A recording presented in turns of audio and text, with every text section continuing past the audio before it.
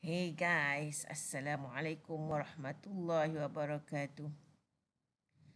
Bismillahirrahmanirrahim. Salatu wassalamu ala asyrafil anbiya wal mursalin wa ala alihi wa sahbihi ajma'in. Rabbi shrah li sadri wa yassir li amri wahlul 'uqdatal min lisani yafqahu qawli. Okey, kita teruskan dengan komposisi kimia dalam sesi yang terakhir iaitu asid nukleik. Okey, mungkin ini first time awak dengar asid nukleik. Okey, tapi tak apa. Mula-mula kita tengok dulu dia punya asas dia. Asid nukleik adalah satu sebatian karbon, atau sebatian organik, sebatian organik yang ia adalah satu polimer. Bila dia polimer, dia adalah ada monomer. Monomernya ialah dinamakan nukleotida. Mana? Nukleotida. Dan dia punya unsur yang membentuknya pula, lupa pula cikgu nak tulis kat sini. Unsur yang membentuknya ialah yang utama adalah CHO,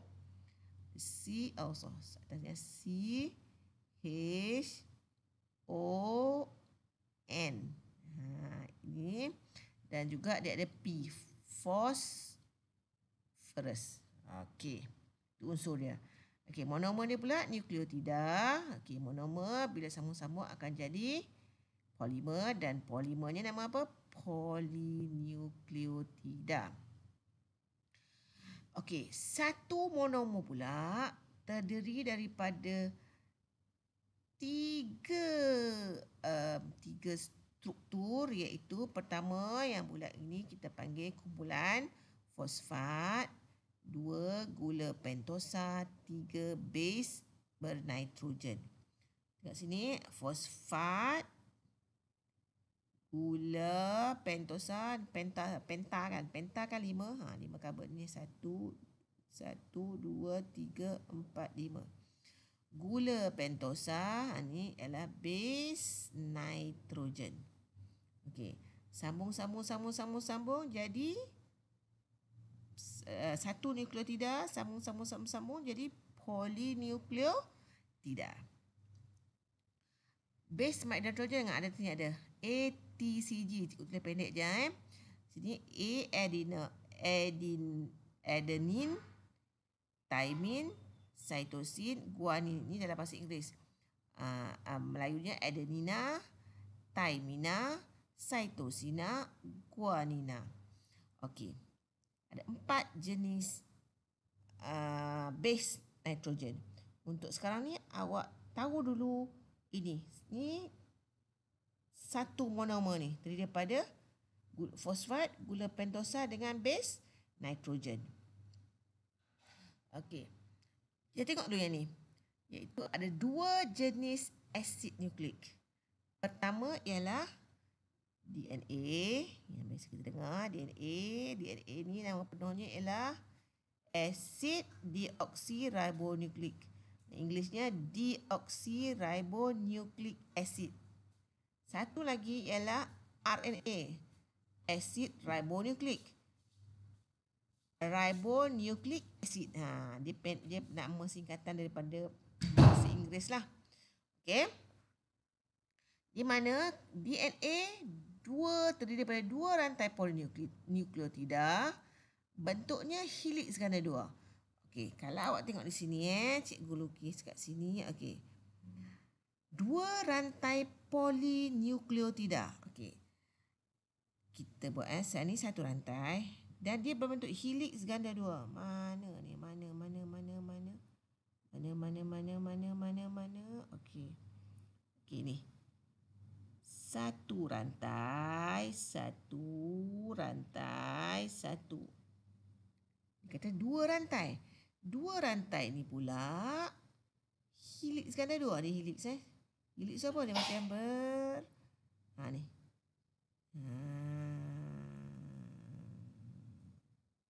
Okey. Ini awak tengok ni. Satu. Ni sini. Satu. Ini 2. Ini 2. Okey. Dia kata 2 rantai. Helix ganda 2. 1, 2. Okey. Dia daripada 2 rantai polinukleotida. Bermaksud ini terdiri rantai ni terdiri daripada apa? Ini ada apa di sini? Ada nukleotida. Dalam rantai ni ada apa? Ada fosfat, lepas tu gula pentosa, lepas tu base nitrogen. Ada fosfat, ada gula, ada base nitrogen. Tengok sini Tengok di sini. Ini kan. Ini 1, ini 2. Tengok sini. Ini pula kita ambil yang ni coklat ni. Coklat dia buat sini. Okey, nampak. 1 ada fosfat, ada gula, ada base nitrogen. Ini 1 nukleotida. Ini ada 1. Ini sampai sini. Ini 1 nukleotida. 1 nukleotida. Ini 1 nukleotida. 1. Ini lagi. So dia apa? Poli. 1 nukleotida. Dia kata 2 rantaian polinukleotida ni. Ini 1 rantaian, 1 nukleotida, 1 nukleotida, 1 nukleotida, maka poli. Ini 1 lagi rantaian. Ambil pula. 1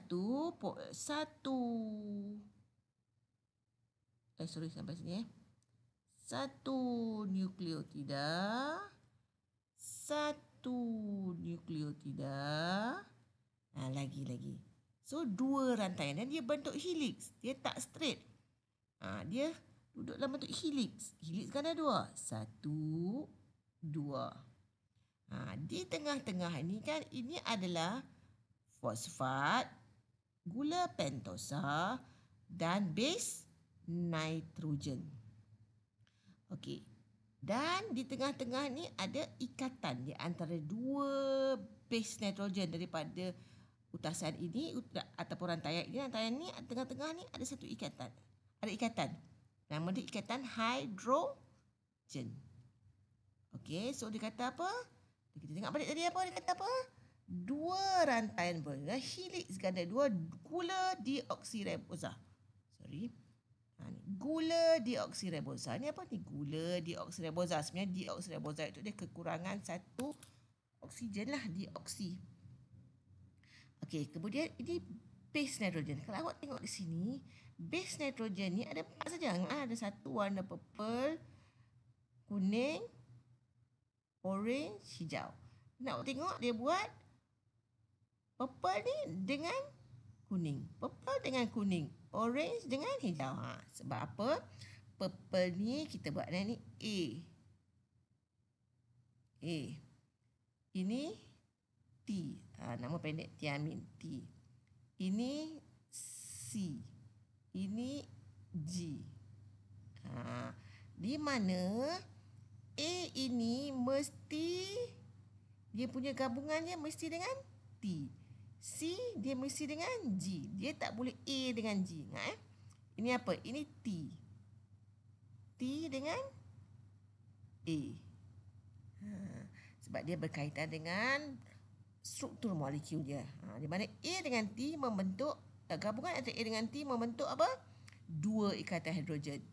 Ini C dengan G membentuk 3 ikatan hidrogen. Okey, so ini adalah polinukleotida.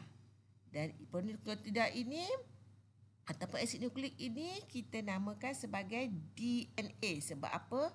Dia 2 rantaian polinukleotida. Base nitrogen pula ATCG.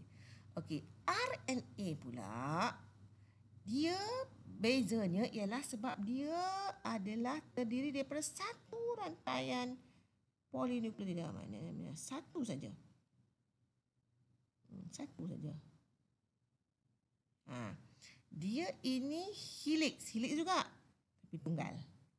Satu helix. Sebab dia macam ni lah. Okay. Gula ribosa. Dia terdiri daripada macam ni juga. Ini gula pentosa. Tapi gula dia, nama dia gula ribosa. Yang tadi, gula pentosa ni nama gula apa? Deoksiribosa. Kan? Ni gula ni apa? Gulanya kekurangan satu oksigen. Asid deoksiribonukleik. Ni. Deoksi. Jadi panjang. Ini asid apa? Ribonukleik.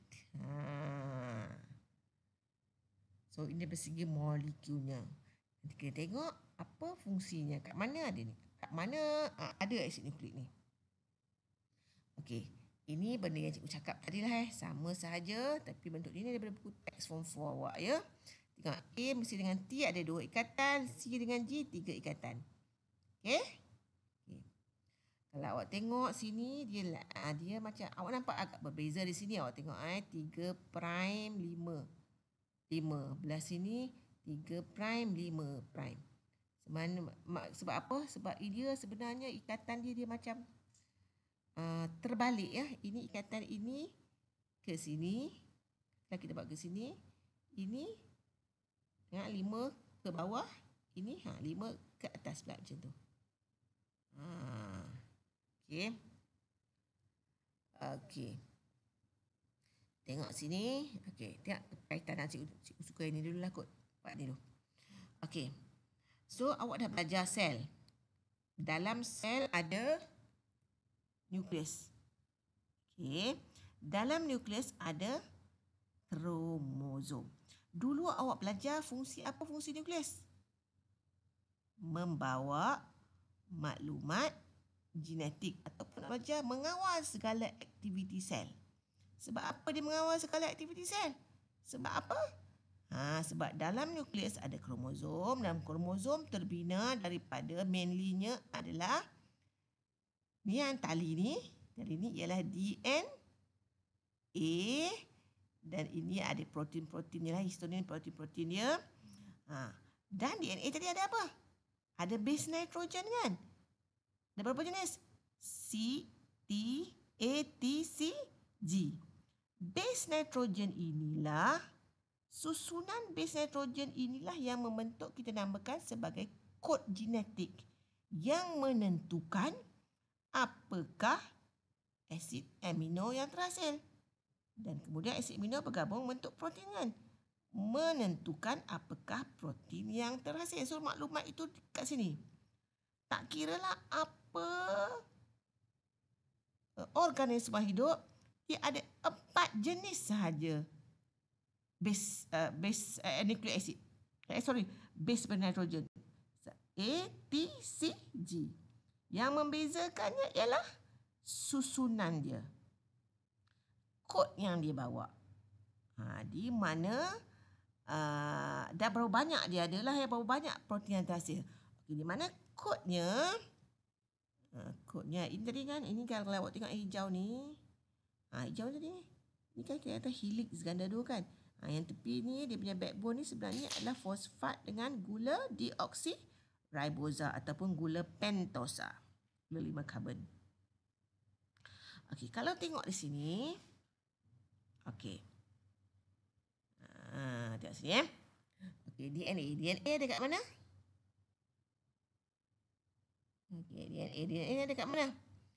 DNA ada dekat dalam nukleus, membawa maklumat genetik dalam bentuk kod ni.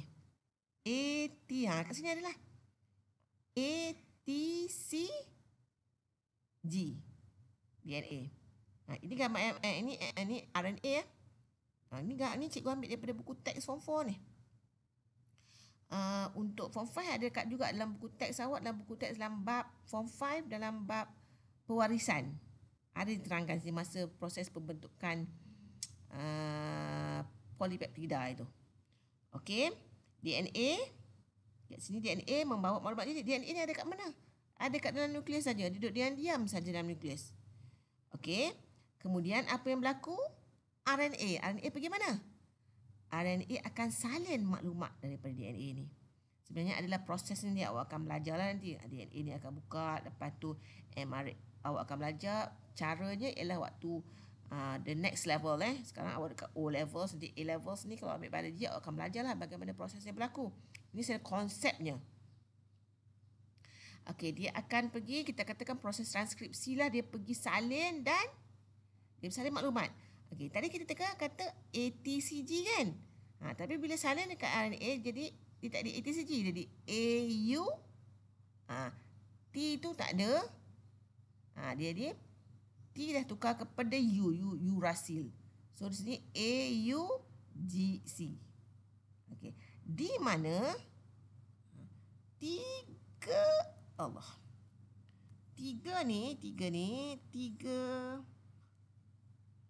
sekejap ya. Tak pandai-pandai lagi cuba pakai ni. Tiga ni, okey. Ini adalah satu kodon, satu kod yang menentukan sejenis asid amino. AUG dan translatekan apa? Menghasilkan asid amino jenis A ni kata methionina. Okey, CGA pula menghasilkan adenina. Ingat tak masa awak belajar pasal asid amino, cikgu tunjukkan sikit ni kan? Inilah kod ni. Sebenarnya dia punya proses ni ialah DNA bawa maklumat genetik, RNA pergi salin. RNA sebenarnya ada 3 jenis, tapi tak apa. Kita katakan sebagai RNA saja. RNA pergi salin. RNA ni dia ada satu struktur yang boleh pergi bergerak di antara sitoplasma dengan nukleus. Pergi salin, hantar pergi mana? Sebenarnya proses ni berlaku kat mana ni? Penghasilan asid amino ni. Kat dalam mana? Dekat dalam ribosom. Kan ribosom menghasilkan protein kan? Okey, sambung. Okey.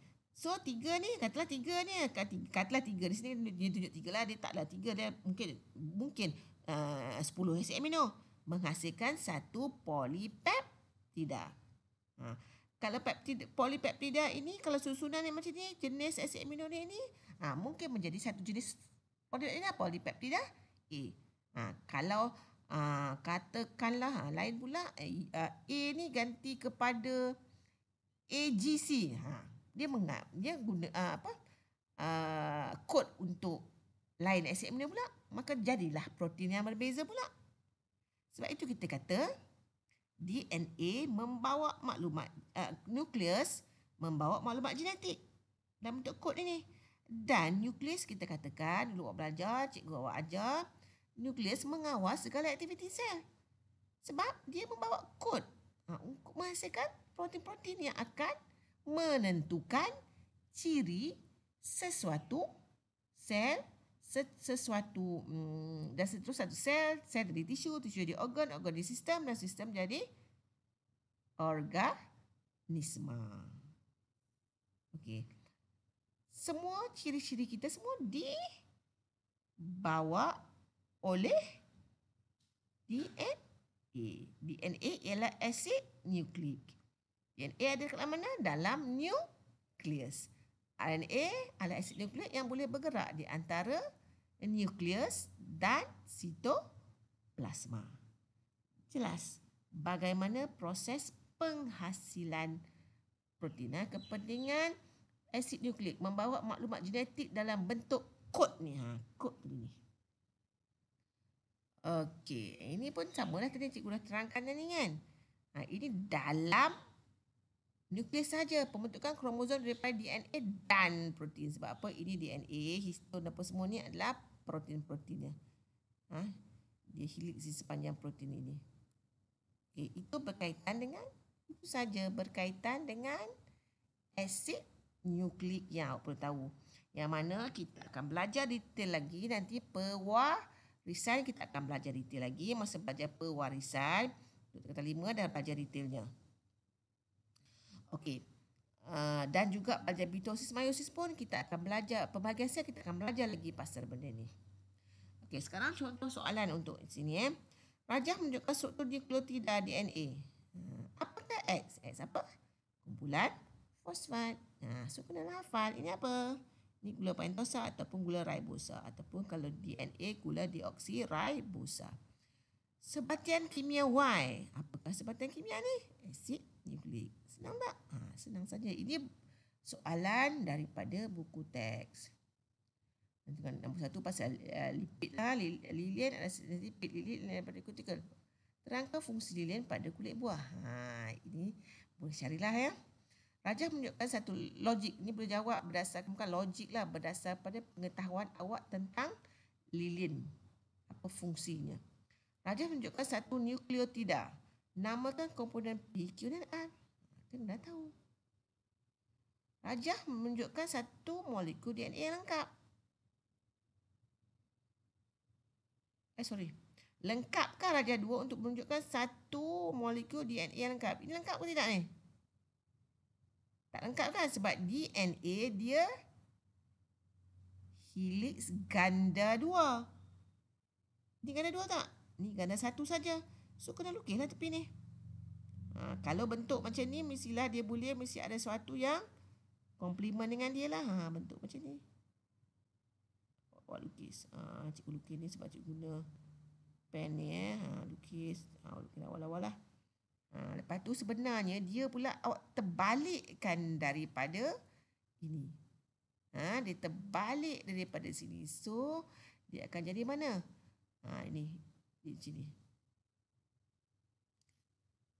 Cikgu cakap tadi. Terbalik. Dia macam tu. Okey. Lepas tu dia ada fosfat di sini. Itu maksud dia. Okay, ini kalau macam ni, dia macam ni lah. Dia mesti komplement. Kalau di sini tulis AT ke, AC ke, ini T ke, awak kena lukis elok-elok. Ni ada ikatan kan. Kalau A dengan T, 2 ikatan. Kalau C dengan D, 3 ikatan. So, lukis macam ni, tak payahlah tulis ikatan ni. Lengkap kan. Menunjukkan 2 utasan polinukleotida. Nyatakan perbezaan. Struktur molekul DNA dengan molekul struktur molekul DNA dengan molekul polipeptida. Polipeptida ni mana? Dengan ni. Polipeptida ni cerita pasal apa? Balik tengok yang protein tu kan. Kata perbezaan molekul DNA. Banyak perbezaan ni kan. Ini kalau DNA dia punya monomernya nukleotida. Ini monomernya asid amino. Kan? So, DNA dan RNA tadi cikgu dah bagi kan? Awal tu. Okey. So, itu dulu untuk asid nukleik. Okey. Faham-faham kan? Dan jika tak faham, kita bincang waktu meet nanti. Awak catat saja. Bagaimana awak tak faham, nanti cikgu akan jelaskan masa kita buat Google Meet. Okey. Wassalamualaikum warahmatullahi wabarakatuh.